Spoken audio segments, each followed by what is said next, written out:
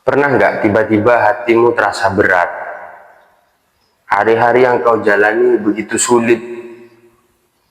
Hati terasa sempit, gelisah, tanpa kamu tahu apa penyebabnya. Saya pernah, hingga pada suatu malam, saya hanya ingin ke masjid, ingin beriktikaf, berdiam diri di masjid. Saya tidak ingin baca Quran, saya tidak ingin sholat. Saya hanya ingin berdiam diri di masjid. Karena ibadah pun rasanya hamba. Dengan kondisi hati yang tidak menentu seperti itu. Hingga tanpa saya sadari, lisan saya pun berkata, Astaghfirullahaladzim wa atubu ilaih. Pelan Pak, tapi menenangkan. Dan serasanya saya baru membuka pintu yang sudah lama tertutup, yakni pintu ketenangan hati. Kadang manusia itu bingung. Dia mencari akar masalahnya apa, penyebabnya apa, kok hatinya bisa murung seperti ini.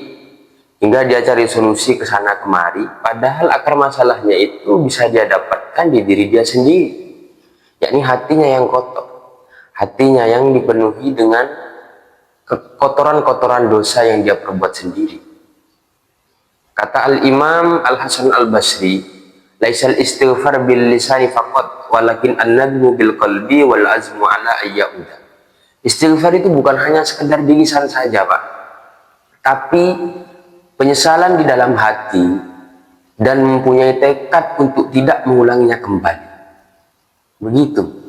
Jadi istighfar itu bukan hanya untuk orang yang berdosa besar saja, bukan. Tapi istighfar itu sebagai bentuk bahwa seorang hamba ingin kembali kepada Tuhannya.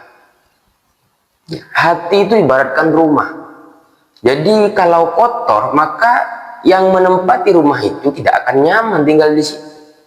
Kalau hatimu dipenuhi dengan dosa, dipenuhi dengan kotoran-kotoran dosa, hasud, iri, dengki, dan lain sebagainya, sombong, riak, takabur, maka kamu tidak akan nyaman dengan kondisi hatimu. Begitu Pak. Nabi Muhammad SAW pernah bersabda, Wallahi la astaghfirullah wa atubu ilaihi fil yaum aksaru min sab'ina marrah. Demi Allah, kata Nabi Muhammad, aku beristighfar dan bertaubat kepada Allah dalam sehari lebih banyak dari 70 kali. Nabi Pak, Nabi yang terjaga dari perbuatan dosa, mempunyai sifat maksum, masih beristighfar, masih bertaubat sebanyak itu. Lantas bagaimana dengan kita yang hari-harinya dipenuhi dengan dosa dan kelalaian ini Pak? Justrunya kita harus sadar diri. Kita bukan manusia yang bersih, bukan manusia yang suci, dan lalu ketidaknyamanan dengan hati kita itu ya kita benahi sendiri dengan membaca istighfar. Hati yang sering beristighfar adalah hati yang selalu dibersihkan. Kata Imam Al-Ghazali dalam kitab Ihya-nya, beliau menjelaskan al-istighfar sabunul qalbi kama anna sabun yanzifu as-sauba minad dansi. Istighfar itu sabunnya hati Pak. Sebagaimana sabun itu bisa membersihkan pakaian seseorang dari noda kotoran. Kadzalika al-istighfar yanzifu al-qalba minad dansi.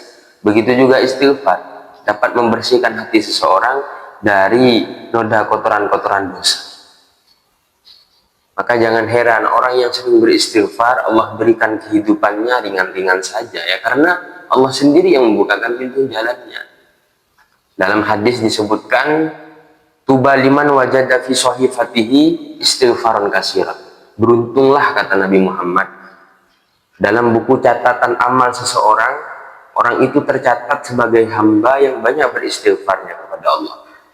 Istighfar ini kalimat remeh yang cuma sering dilalaikan orang.